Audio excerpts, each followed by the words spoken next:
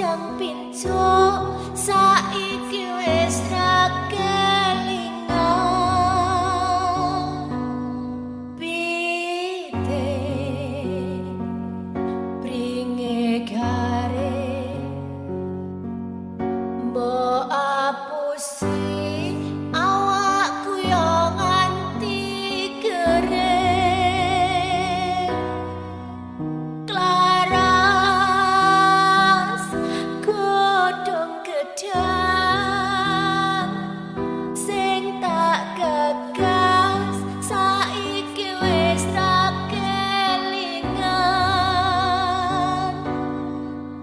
tiwas kedewasaan melu nandur tresno aku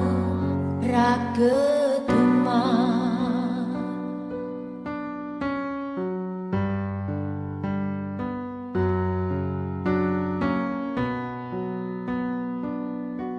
aku pancen wong sing tuna aksara ora bisa nulis ora bisa maca nanging ati iki isih duwe rasa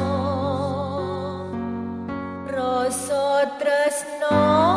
kaya tumraping manungsa aku pancen wong cilik ra kaya raja bisa mangan wae aku wis trimo nanging ati iki isih duwe rasa jroning batin saktenane pengen kondo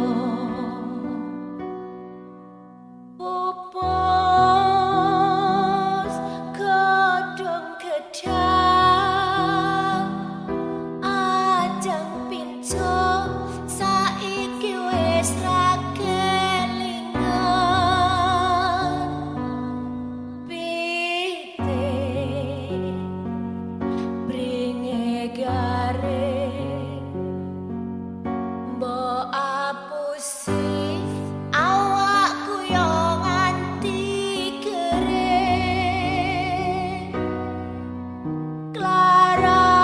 klaras godhong gedang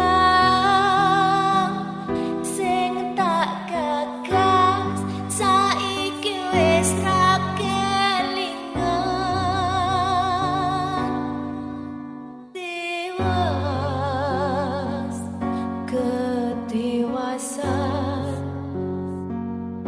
melu nandur tresno aku ra keduman aku pancen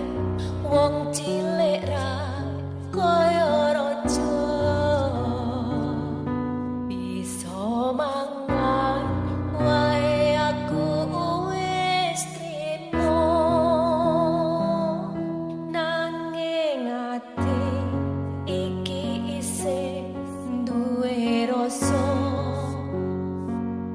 jroning batin saktenane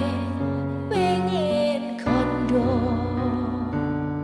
melu nandur tresno aku ra